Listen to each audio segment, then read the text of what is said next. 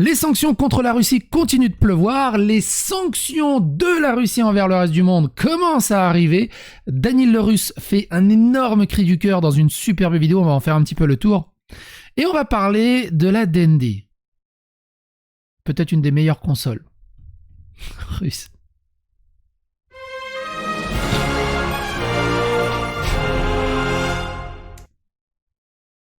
Tout d'abord, je me trompe de fenêtre. Magnifique. Non. Voilà.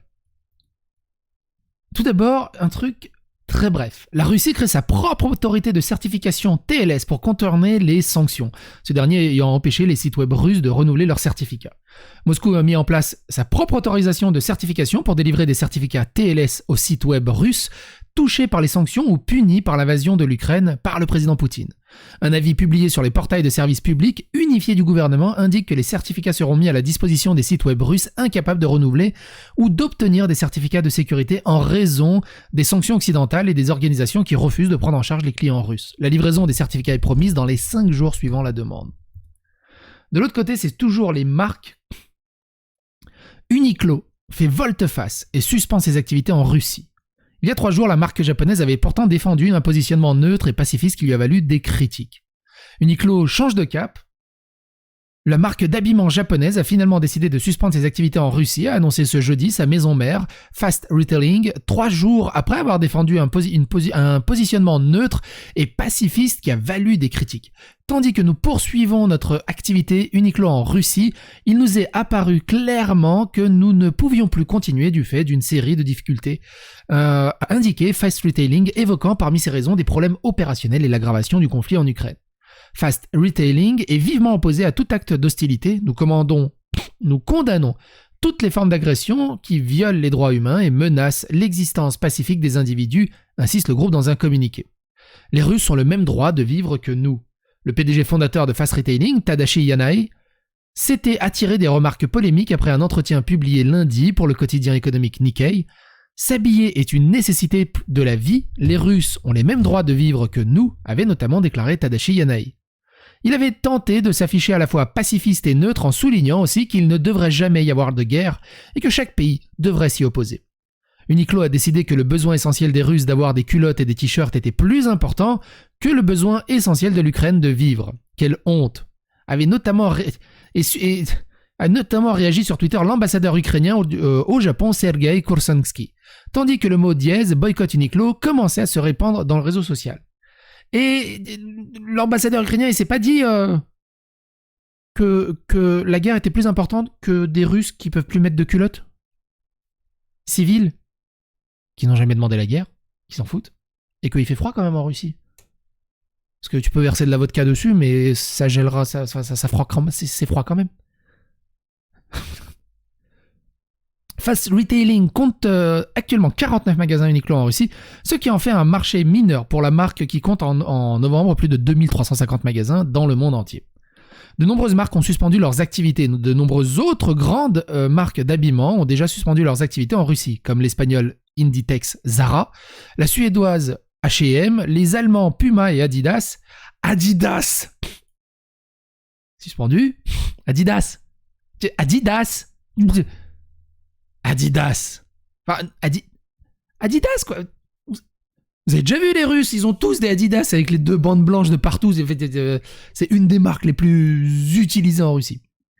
Ou encore le géant américain Nike. La semaine dernière, Uniqlo a fait un don de 10 millions de dollars et de 200 000 vêtements, couvertures et masques au Haut Commissariat des Nations Unies face à la crise humanitaire provoquée par l'invasion russe en Ukraine. Une autre multinationale nippone, la cigarette Japan Tobacco, a par ailleurs annoncé jeudi la suspension de tous ses investissements et activités marketing en Russie. Le groupe ne peut pas exclure la possibilité d'une suspension de ses opérations de production dans le pays, poursuit Japan Tobacco, qui emploie près de 4000 personnes en Russie, l'un de ses principaux marchés mondiaux. Japan Tobacco emploie aussi 1000 personnes en Ukraine, où ses opérations ont déjà été suspendues à cause de la guerre. De l'autre côté, Daniel le Russe a enfin fait une vidéo dessus, il était bloqué en Russie, il a réussi à s'extirper de la Russie, mais il reste russe, et il explique dans sa vidéo, elle dure 29 minutes, je vous invite vraiment à la regarder dans son intégralité, elle est extrêmement importante et son message est extrêmement bien foutu. Il explique dans sa vidéo qu'il ne peut pas tout dire parce qu'il reste quand même avec la nationalité russe et il peut s'attirer quand même des problèmes. Mais il y a 2 passages extrêmement intéressants qu'on va se regarder, c'est celui-ci, écoutez-le. Ils étaient vraiment prêts à se séparer d'une partie de leur chiffre d'affaires rien que pour se faire de la pub.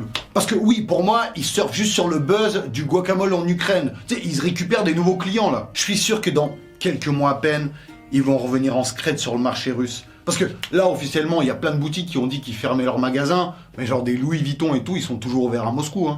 Так, Шопарт на месте, Rolex, Бальман на месте, Дольче и Габбана, Кристиан Лабутен, Сант-Лорен, пожалуйста. Et le dernier... C'est vrai qu'on a, de toutes les sanctions, on n'a pas entendu une seule sanction de la part des entreprises haut de gamme, en fait, de luxe.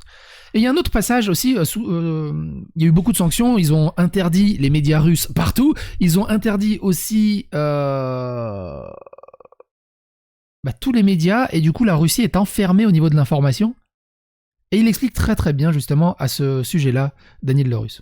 Au contraire, ils vont se souder entre eux et se tourner vers le gouvernement. À la base, c'est pas du tout l'effet recherché, non? Et puis surtout, pourquoi vous coupez les réseaux sociaux, genre par exemple comme Instagram ou Twitter? Car à la base, c'est de ces réseaux sociaux-là que les Russes pouvaient avoir différents points de vue, et pas seulement celui de la propagande. Parce que la propagande à la télé russe est incroyable. Ah, je vous jure, ils sont en train de retourner des cerveaux, c'est ouf. Donc si vous coupez tous les réseaux sociaux étrangers, les gens, ils vont regarder que la propagande du coup. D'ailleurs... Et c'est totalement juste et il a totalement raison là-dessus. D'ailleurs, par contre, toujours aucune nouvelle de Gouv HD. J'espère qu'il va bien. Il explique aussi qu'il se fait emmerder parce qu'il est russe en Europe. Et du coup, il se fait passer pour un Français. Et c'est assez rigolo. Enfin, rigolo. Vous avez compris comment je voulais le dire. Bref, allez regarder sa vidéo, elle est extrêmement impressionnante. La Russie va fermer les yeux sur les infractions de brevets. En riposte, à l'Occident, les pays inamicaux sont visés. L'existence de ce décret publié le 7 mars a été évoquée dès le 5 mars par la TASS, une agence de presse russe dans une actualité titrée « Le ministère russe du développement économique discute de la suppression des restrictions sur l'utilisation de la propriété intellectuelle Blipping Computer le 7 mars ». Et il voyait là un feu vert, avec une certaine forme de piratage, évidemment. Moi, en fait, on revient vraiment au bloc soviétique. Il n'y a plus de droits d'auteur, on s'en fout des droits d'auteur. C'est dans l'autre reste du monde. Et c'est comme ça qu'on se retrouve avec des trucs comme ça. La Dendy. Bolisto Higara. La Dendy. La Dendy, pour ceux qui ne connaissent pas, c'est cette magnifique console. Cette magnifique console, c'est une famille clone, hein, avec des titres comme Mario 14. Et en fait, ce qui était génial, du coup, c'était à l'époque où la Russie était vraiment enfermée là-dedans. Ce qui était assez hallucinant, vite fait pour raconter son histoire rapidement, elle était vendue comme une console officielle. Il y avait des magasins, Dendy, comme des Micromania, où tu pouvais acheter ton Mario 14, ton Mario 12, tes jeux.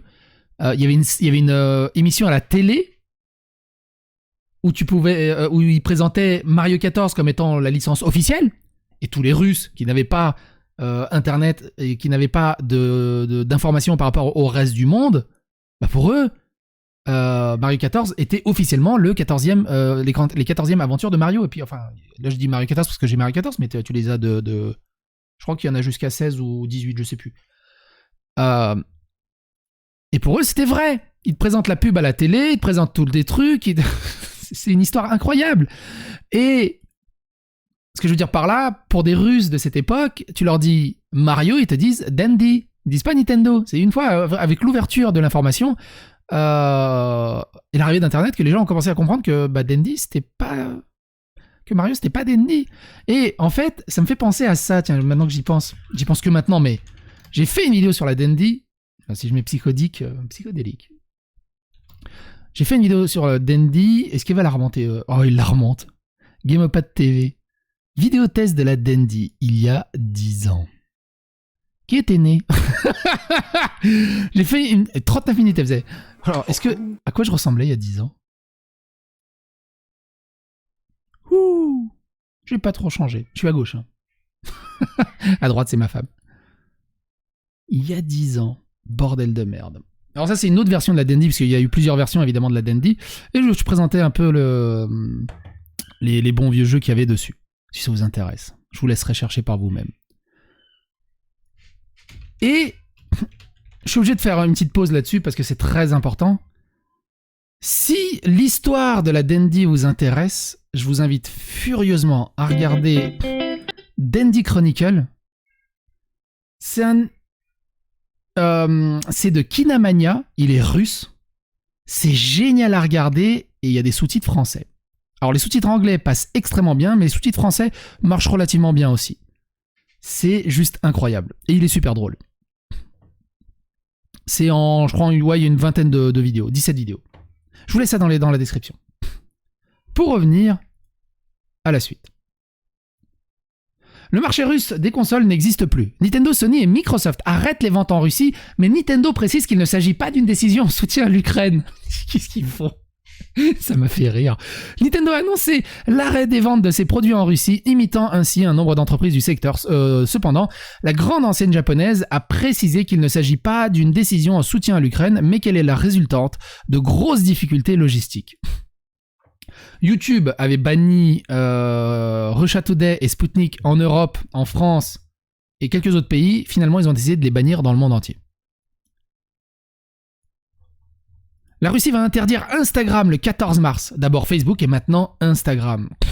Une semaine après avoir interdit Facebook en Russie, l'agence de communication russe Roskomnadzor a annoncé qu'elle interdirait également Instagram, alors que l'interdiction de Facebook citait la discrimination contre les médias russes. Cette fois, le gouvernement affirme que cela se produit à cause d'une décision de la société mère Meta, ordonnant aux modérateurs d'autoriser les messages appelant à la violence contre les soldats russes s'ils proviennent d'un certain pays, dont l'Ukraine. C'est allé même plus loin que ça, on avait fait une vidéo dessus. C'est contre les soldats russes et même les Russes tout court, avec des appels à la violence et au meurtre, c'est autorisé.